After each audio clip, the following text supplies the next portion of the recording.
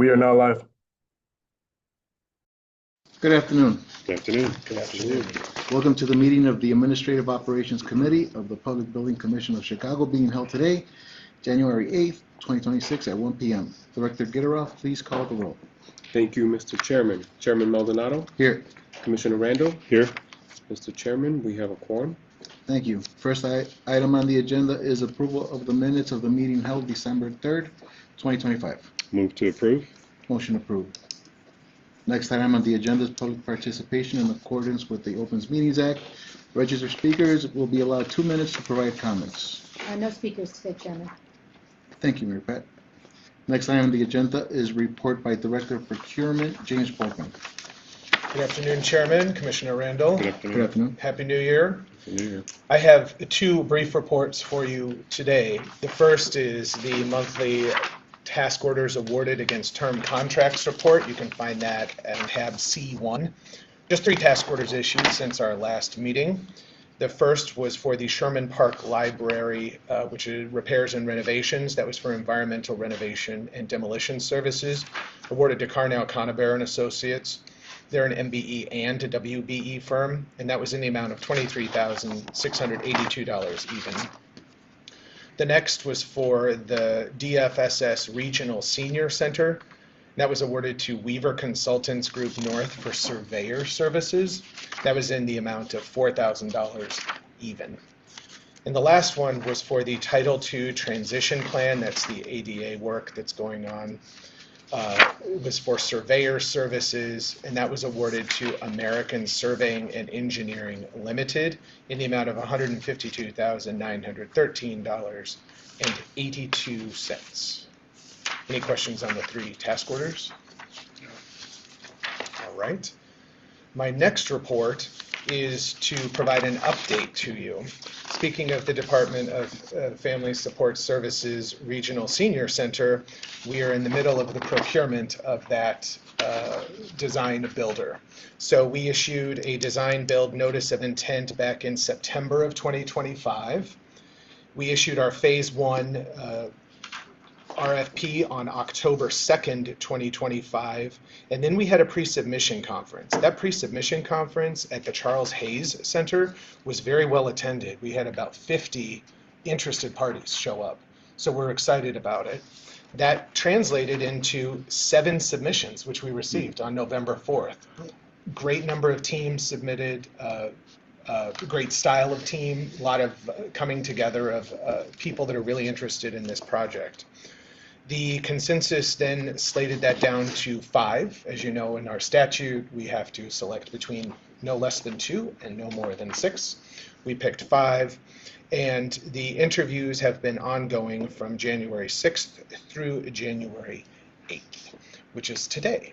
So at the board meeting, you can find on C2 in your book the 5 firms that were shortlisted. Following the interview and a consensus meeting today, Ray will report out at the board meeting the results of that consensus meeting. Okay. But it is a project that the PBC and, of course, our partners at 2FM and DFSS are super excited about. Yeah. And that concludes my reports. Any questions? Have we done senior centers before? This will be the first that we're doing with DFSS, so we're Okay. excited about it. Yeah. Our partners over there are great. Alderman Dowell's been very supportive. Our chairman, Mayor Johnson's been incredibly Sure. supportive of it. So yeah, it's going to be a lot of fun. It's been a while since I've been in a senior center, but kind of just generally speaking, what kind of components are to it? So it's meant to be a sort of a wellness center as well. So first and foremost, 2 elevators to ensure that we're Sure. properly transitioning everyone from the first to the second floor, but also a lot of amenities in terms of warming kitchen, theater room, workout room, massage room, outdoor courtyard spaces, multi-use spaces. So it's going to be an interesting program. The team did a great job with the schematic design. Rada Architects and Millhouse were the team that prepared that schematic design with leadership here at the PBC. So we've got a lot of great feedback. I don't know if you recall, but Alderman Dow had invited us to a community meeting with 600 seniors. That morning happened to be the morning that everyone were playing bingo. And so I think a lot of our team were there walking around with the billboards, with the pictures, so we got a lot of great traction from that. Good. This will be the flagship of their Yeah. center, so it's going to be beautiful. That's great. A lot of excitement. That's really exciting. I hope I answered your question about some of the amenities. Oh, no, that's great. I look forward to hearing more about it. It's a big deal for that community. Thank Yeah. you. And then I just want to correct myself one thing. I said we received 7 submissions. My wonderful deputy director of procurement has corrected me. We received 8 submissions. It's early in the new year. I can't count that well yet. So, All right. so it's exciting. It's Yeah. exciting. Yep. Thank you. That concludes my reports. Thank you. Move to accept the reports. The reports are accepted. Next item on the agenda is report by Executive Director Ray Gitteroff. Thank you, Mr. Chairman. First report is related to our field order activities. There were 4 field orders issued this past cycle. 2 of those field orders exceed our reporting threshold, and both of them are for the Kenwood Academy link and mechanical project. The first one is field order number 16 in the estimated amount of $102,493.05. These are additional clarifications that were required by CPS's supplemental architect. This project, as you may recall, started with an original architect. CPS made the decision to replace that architect with a supplemental architect for various reasons. A lot of the work in this PCO or field order are related to masonry items, concrete items, revised ceiling height matters, metal panel issues, and solid surface issues. The supplemental architect that's been brought onto this project by CPS was able to clarify some of those details. Our partners at CPS agreed with the PCO and the field order. Field orders has been issued and the work is proceeding in accordance with the field order. Any questions? No. Okay. The second item for the same project is field order number 18 in the estimated amount of $26,208.60. Again, this was also prepared by CPS's supplemental architect. A lot of masonry related items and some other clarifications, including structural steel elements within the link itself. Again, we reviewed the PCO, the bulletin, and the estimate with our partners at CPS. With their concurrence, it was approved, and we've issued the field order. FH Passion happens to be the contractor, and they are proceeding with the work in accordance with that field order. These 2 bulletins for these 2 items were prepared by CPS's supplemental architect. I say that because there's an element that I'm going to talk about related to the change orders in a second that'll hopefully provide some clarity between the original architect and the supplemental architect. Any questions regarding the field orders? Okay. The next item is our change order activities, and it's one change order in the final negotiated amount of $188,212.19. Again, it's for the Kenwood Academy link and mechanical project.